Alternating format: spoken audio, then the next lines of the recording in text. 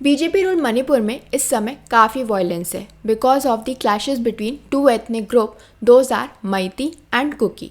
और इसी के चलते वहाँ की जो गवर्नर है उन्होंने शूटेड साइट का ऑर्डर दिया है। इसके अलावा वहाँ की जो इंटरनेट सर्विसेज हैं उसे भी डिफ्यूज़ कर दिया गया है ताकि जो ये पूरी सिचुएशन है उसे कंट्रोल किया जा सके। आज के हमारे वीडियो में हम समझेंगे कि मणिपुर में ये सब कुछ क्या हो रहा है, क्यों हो रहा है और ये स्टार्ट कहाँ से हुआ, और उसके बाद हम समझेंगे कि ये जो शूट एट साइट ऑर्डर है वो है क्या। अभी तक मणिपुर के अंदर 9000 से भी ज़्यादा लोग डिस्प्लेस हो चुके हैं बिकॉज ऑफ दीज राइट्स, और इसकी वजह से 12 से भी ज़्यादा लोगों की डेथ हो चुकी है। इसके अलावा काफ़ी सारे लोग इंजर भी हो चुके हैं, जिसमें से एक हैं 3 time MLA of the BJP and a former tribal minister Vungzagin Valte. इन पर तब अटैक किया गया था जब ये इम्फाल के अंदर थे और वापस लौट रहे थे from a meeting with the chief minister and Biren Singh, और इस समय वो ICU के अंदर हैं। लेकिन मणिपुर के अंदर एग्जैक्टली हो क्या रहा है और इस सब चीज़ों की शुरुआत हुई कहाँ से? इस पूरे क्योस के लिए there are 2 factors which are majorly responsible.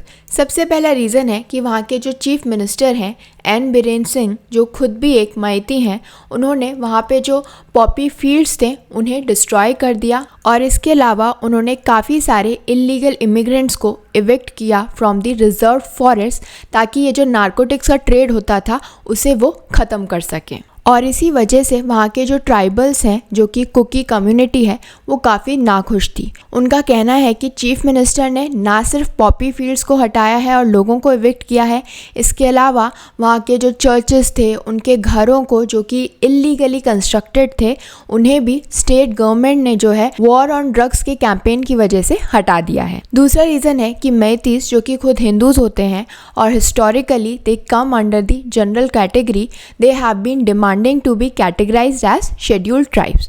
और इसी वजह से वहाँ के जो ट्राइबल ग्रुप्स हैं, जो कि STs हैं, वो बिल्कुल भी खुश नहीं थे, क्योंकि अब वो मैतीस जो कि एक टाइम पे जनरल कैटेगरी में आते थे वो अब ST बन जाएंगे। इस वजह से अब जो गवर्नमेंट बेनिफिट्स हैं जो कि रिजर्व्ड होते हैं STs के लिए in regard to jobs and other areas, वो अब मैतीस को भी मिलेंगे। सो वी कैन सी कि मणिपुर के अंदर ये जो भी पूरा क्योस है, इसका जो मेजर रीज़न है वो इन दोनों ही कम्युनिटीज़ की एंजाइटी है over the share of resources.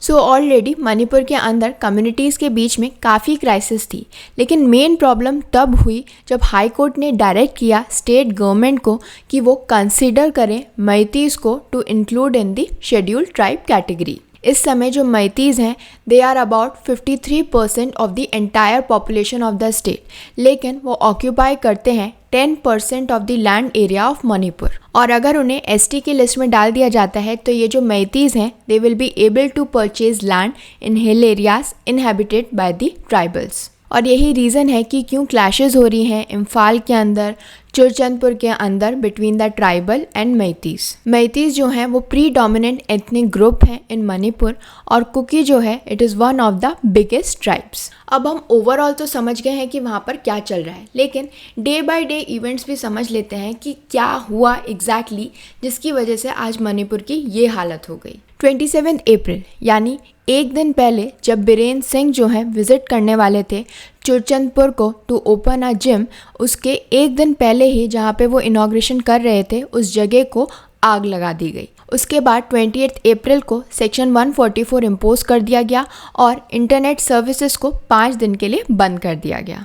इसके चलते प्रोटेस्टर्स और सिक्योरिटी फोर्सेस के बीच में काफ़ी झगड़े हुए, क्लैशेस हुए, और पुलिस को यूज़ करने पड़े tear gas shells to disperse the mob.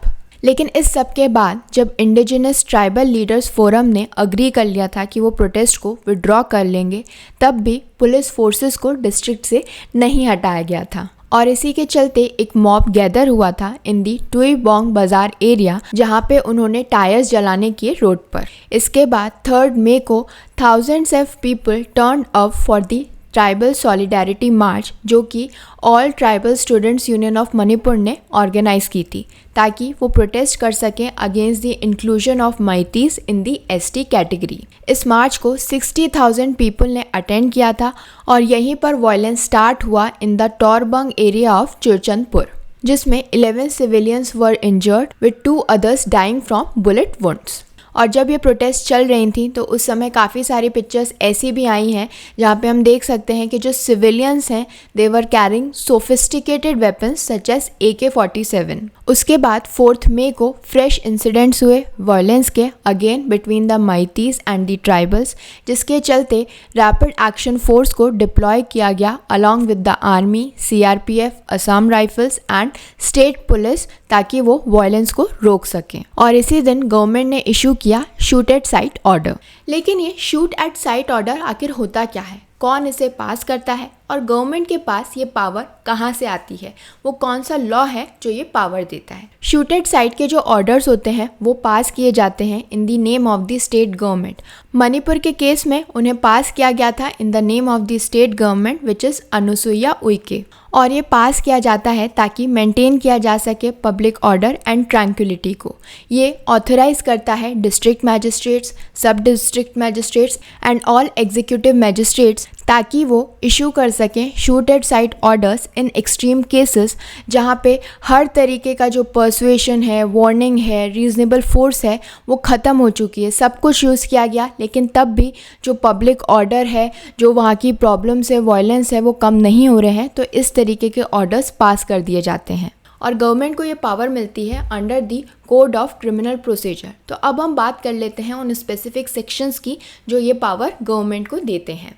जो ये शूट एट साइट ऑर्डर है या फिर जो ये फायरिंग ऑर्डर है, इसे पास किया जाता है under sections 41 to 60 and sections 149 to 152 of the CRPC। इसके अलावा जो सेक्शन 46 सब क्लॉज 2 होता है और CRPC का, ये पावर देता है अथॉरिटीज़ को कि वो फोर्स कर सकते हैं in the course of arresting a person. So कोई भी पर्सन जो कि फोर्सिबली रेजिस्ट करता है इस तरीके की अरेस्ट को या फिर अरेस्ट होने से भागने की कोशिश करता है, तो उस केस में जो पुलिस ऑफिसर है या कोई भी दूसरा पर्सन है जिसके पास ये अथॉरिटी है, they can use all the necessary means to effect that arrest. लेकिन इसका मतलब ये नहीं है कि पुलिस के पास अनलिमिटेड पावर होती है। जो इसका दूसरा सब क्लॉज है which is section 46 sub clause 3, ये एक लिमिट लगाता है on the executive power by saying कि ये जो प्रोविज़न है ये राइट नहीं देता है कि इससे आप उस पर्सन को जिसको आप अरेस्ट करने की कोशिश कर रहे हो उसकी डेथ हो जाए या उसे आप मार दो, क्योंकि अरेस्ट करने की वजह से हम उस पर्सन को नहीं मान सकते जो कि सिर्फ अक्यूज्ड है, ना कि कल्प्रिट। इसके अलावा जो सेक्शन 144 है क्रिमिनल प्रोसीजर कोड का, उसे भी इम्पोज किया गया था, जो कि एम्पावर करता है किसी भी मैजिस्ट्रेट, स्टेट या फिर यूनियन टेरिटरी को कि वो ऐसे ऑर्डर पास कर सकें जिससे वो 4 या 4 से ज़्यादा लोगों की गैदरिंग को प्रोहिबिट कर सकें। और अगर ऐसे ऑर्डर्स की हम ड्यूरेशन की बात करें कि ये कब तक रहेंगे, तो कोई भी ऑर्डर जो है वो 2 महीने से ज़्यादा के लिए नहीं रह सकता। तो जो मैक्सिमम वैलिडिटी है वो 2 महीने की है। इसके अलावा जल्दी भी इन ऑर्डर्स को वापस लिया जा सकता है। So this was all about Manipur crisis. I hope this information was helpful to all of you. Please do like, share and subscribe to my channel. Thank you.